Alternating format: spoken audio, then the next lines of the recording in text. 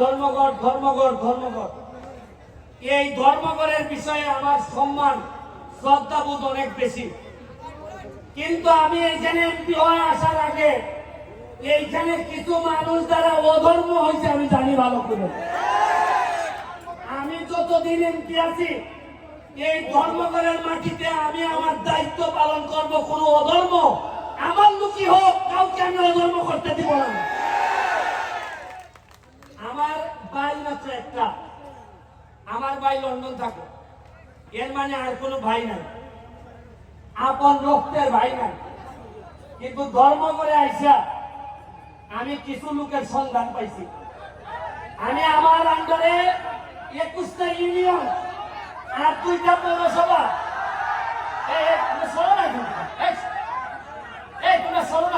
দেখতে দাও, 2টা পৌরসভা, প্রতিটা ইউনিয়নে আমার আদর্শের কিছু ভাই তৈরি হইতেছে।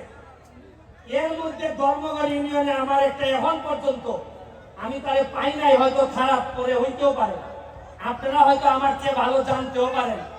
তবে আমার কাছে মনে হয়েছে মার পেটের না হইলেও আমার একটা আদর্শের ভাই হচ্ছে গেতুতুল। ও আমার নির্বাচন থেকে শুরু করে আজকে পর্যন্ত আমার যেভাবে সহযোগিতা করছে, আমার কাছে মনে হয় আমার যদি মাইরা ফেলা হয়, আমি যদি হঠাৎ করে মারা যাই, আজকে যখন আমি হেলিকপ্টারে নামি, আমি স্টেডিয়ামে, আমি যখন আকাশে ছিলাম, তখন আমার কাছে মনে হয়েছে আমি যদি এখন মারা যাই তাহলে আমার মাধবপুর সোনারঘাটের কি হবে, কে এমপি হবে আমার পরে। আসলে এমপি হইলে কি পারবে? তারা কেউ আগের মতোই মজা মারে, মজা পায়, আর আমরা খালি বইটা পাই, এরকমই হবে কিনা। তখন আমার মনে হয়েছে কিছু কিছু চেহারা আমার বাচ্চা উঠছে, যে আমার দাফন কামনের পরে হয়তো এই লোকগুলো আবার মাধবপুর সোনারঘাটের দায়িত্ব নেবে। শুনেন, মাত্র 4.5 মাসে এমপি হয়েছে, বরাদ্দ পাইছি প্রায় 31 কোটি টাকা। কত পাইছি? এর মধ্যে 25 কোটি হইলে আমার বছরের পর বছর আইবানি রাস্তা বানাইব খালি। এইটা বাদ দিলে কত থাকে? 6.5 কোটি থাকে। 6 কোটি দিয়ে রাস্তাঘাট মসজিদ মসজিদটা বানাইতেছি। তা আমার প্রশ্ন হইল, 4.5 মাসে যদি 31 কোটি বাইরে থাকে, আরে আমি তো এমপি, আমরা তো মন্ত্রীও পাইছিলাম, জীবনে মন্ত্রী নিয়ে আপনারা 5 টাকা পাইছো নিয়ন্ত্রণ ঘোষণা হয়েছে,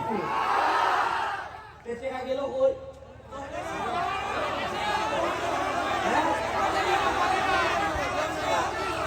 আরে 4.5 মাসে যদি অত টাকা বানাইতে পারে, অত টাকা আনতে পারে, আপনারা আশ্চর্য হইবেন। গত সপ্তাহে আমি মাধবপুরের লেখা বরাদ্দ হয়েছে 50 লাখ এনজিবি। আমি যা কইলাম যে 50 লাখে কি ব্যারিস্টার সুমনে রইব, আপনি জানেন যে আমি সব মানুষ, আমি টাকা খাই না। হয় ঠিক আছে, যাই নাই, যাই না কইল যে তাই না 50 থেকে ডাবল করে মাধবপুরে 1 কোটি টাকা দিয়ে দেয়। ওই আস্তা সিটে আইতেছে 1 কোটি। এর আগে আমার দেওয়া দিচ্ছেন আরো 75 লাখ খালি মাধবপুরের লেগে। এটা গত সপ্তাহের খাস। আমি এখন দেখি টাকা খরচ করে কোন ভাই না, খালি ভাই না মানুষ যারে দিয়ে খামটা করাইতাম। আমার দোল লাগে যে টাকা দিলে নিয়ে আগের তাল ধরে আমার অভিনয় দিগানি। আর আমি জানি এ লেগে এমপি সাহেব হইতাম চাই না, সুমন ভাই হইতাম চাই, কারণ আগামীবার এমপি নাও দেখতে পারে, কিন্তু ভালোবাসা দিয়ে আপনারা ভাই হইতে পারলে বই যাও, আমি শান্তি পাইব। পর্যটন নগরী বানাইতাম এইখানে।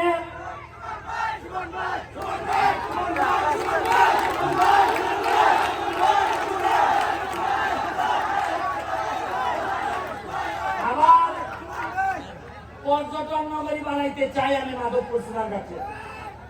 আমি নেত্রীরে বলছি, জননেত্রী শেখ হাসিনারে, যে যাব যে আমার 24টা চা বাগান আছে, আমার 2টা রিজার্ভ ফরেস্ট আছে, আমার স্থলবন্দর আছে, আমার বর্ডার আছে, আবার কিসের কম আছে? মাধবপুর আপনারা জানেন কিনা সবচেয়ে ধনী উপজেলার একটা, 100টার মতো ইন্ডাস্ট্রি আছে। মাধবপুরের মানুষ একটা মানুষ না খেয়ে থাকতে পারবে না। আমি 3টা চা বাগানে বেতন হয় না, আমি 2.5 লাখ টাকার চাল পাঠাইছি, কইছি যে বেতন না হইলে আমি এমপি দিব। আমার এমপি যদি বাদ খায় তাহলে আমার শ্রমিকরা বাদ খাবে। আপনারা এখানে সাইফোর্স কোচিং, সাইফোর্স লিমিটেড, এখানে ম্যাডাম আমাদের মাঝে উপস্থিত হয়েছে। আমি ছোটবেলায় ওনার ছাত্র ছিলাম, IELTS, TOEFL, স্পোকেন ইংলিশ ওনাদের আন্ডারে করছি। উনি আমাদের পুরা 23টা ইউনিয়নে কোন ছাত্র ছাত্রী যাতে ইংলিশে ফেল না করে এই জন্য সকল শিক্ষকদেরকে ট্রেনিং এর ব্যবস্থা করতেছেন। উনি আমাদের মাঝে উপস্থিত আছেন, ওনার জন্য একটা হাততালি আমি আশা করি। আমি কম্পিউটারের ব্যবস্থা করতেছি বাচ্চাদের জন্য, প্রতিটা স্কুলে মাল্টিমিডিয়া ব্যবস্থা করতেছি। আমি আজকে আর বক্তব্য বাড়াবো না, স্বপ্ন দেখতে শিখেন। যে সুমন 9.5 লাখ টাকা দিয়ে নির্বাচনে নামছিল, আজকে 9.5 লাখ টাকা দিয়ে নির্বাচনে নামবে। আজকে কিছু লোকের কথা বলতে হয়, মুসলিম চেয়ারম্যান সাহেব, আলাউদ্দিন ভাই, এখানে বাবুল ভাই, সেলিম চৌধুরী, কিছু লোকের নাম বলতে হয় যারা আমার জন্য, আমার মতো একটা এতিম বাচ্চারে টাইম না তুলছে। তাদের অনেক লোকের নাম বলতে পারি না, তাদের আমার কলিজা কাটতে দিল, আমার ঋণ শেষ হয় না। আর এরা বাদ দেন, এরার পরে আপনারা ভোটাররা যেভাবে আমাদের না জানিয়ে না বুঝছে আমাদের আপনারা ভোট দিচ্ছেন, দোয়া করছেন, খালি এমপি বানান নাই, সারা বাংলাদেশের নেতা বানাই দিচ্ছেন আমাদের আপনারা। আমরা মাধবপুর সোনারঘাটের হিসাব করি না, হিসাব করি মাধবপুর থেকে জাতীয় নেতৃত্ব তৈরি হবে, সোনারঘাট থেকে জাতীয় নেতৃত্ব। 1 লাখ গাছ আনতেছি, আম গাছ কত হয় ভাইয়া? আমি আপনাদেরকে বলি, আজকে আরেকজন নবী আসছে এখানে, আজকে সাথী খান আসছে গান গাইতে, আজকে তামান্না হক আসছে গান গাইতে। কিছুদিন আগে আপনারা জানেন সোনারঘাটে আমাদের আইসিটি মন্ত্রী আসছে, সালমান মুক্তাদি, তাসরিফ খান, এরা আসছে। আপনারা বুঝেন না যে এরা আসে মানে লক্ষণটা কিটা?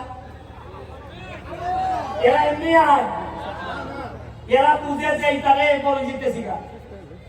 এরা জানে, এরা তো সারা দেশ ভাঙিয়ে খায়, এরা জানে কোন জিনিসটা চলতেছে।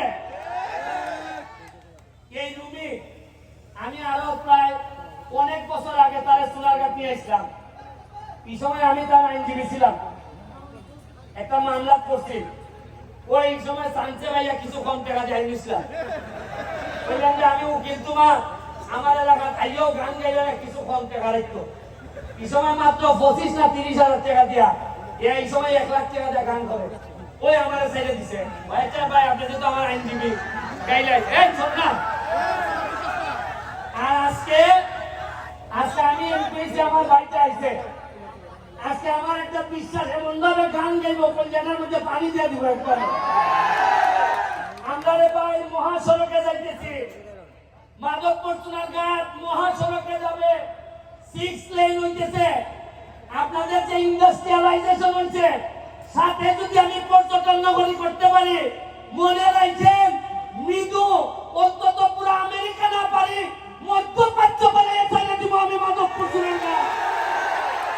আমার কোন লোক 5 লাখ টাকা দিয়ে চলতে যাওয়ার লাগতো না, 5 লাখ টাকা দিয়ে কুয়েত যাওয়ার লাগতো না। ইজারা পয়সা আপনারা দেখুন, 1 বছর সময় দেন, কিতা করতেছে আপনারা দেখুন।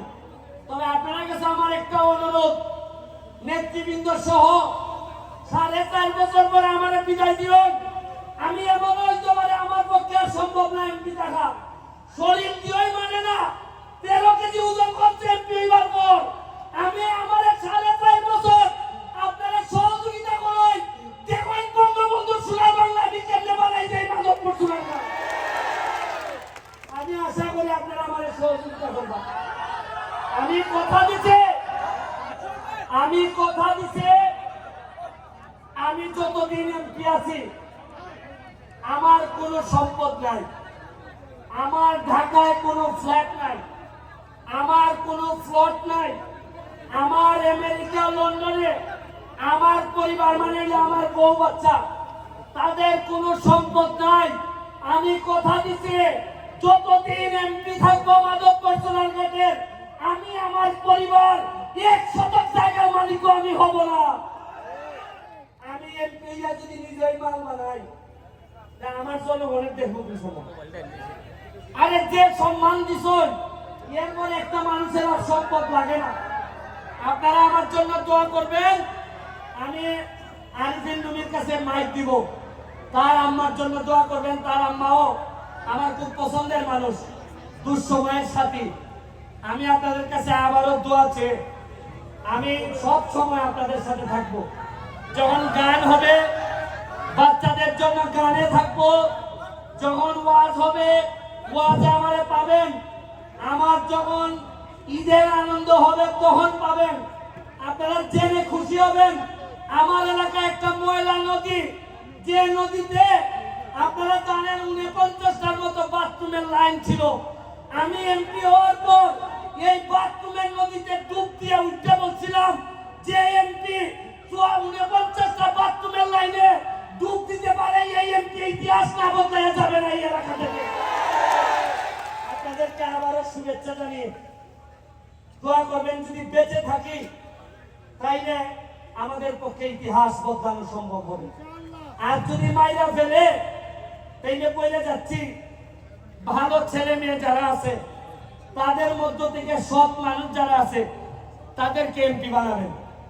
আমি যদি মারা যাই, কথা দিয়ে যাচ্ছি, আপনাদেরকে শপথ করাই যাচ্ছি, পছন্দ আপনাদের, তবে অবশ্যই আগামী নির্বাচনগুলোতে আমার হোক তোমার হোক এইটা দেখার বিষয় না, সৎ মানুষ ছাড়া, কর্মঠ মানুষ ছাড়া যেন মাধবপুরে কেউ নেতা হইতে না পারে। আমার বিরুদ্ধে যদি থাকে, সৎ যদি হয়, আমি তার সাথে থাকবো। আমি কথা দিচ্ছি, এটা আমার বাপের মৌরসী সম্পত্তি না। আমি এখানে লোক বানাইতে আসি নাই, আমি আইছি মাধবপুরের 7 লক্ষ সোনারঘাট মাধবপুরের মানুষের শপথ নিচ্ছি যে তাদের ভাগ্য বদলাবো। আর এই ভাগ্য বদলাইতে গিয়া আমার যতটুকু দৌড়াইতে হয়, যত জায়গা যাইতে হয় আমি যাব। এই কথা দিয়া আজকের মতো বিদায় নিচ্ছি। জয় বাংলা, জয় বঙ্গবন্ধু। প্রিয় দর্শক মণ্ডলী, এই মুহূর্তে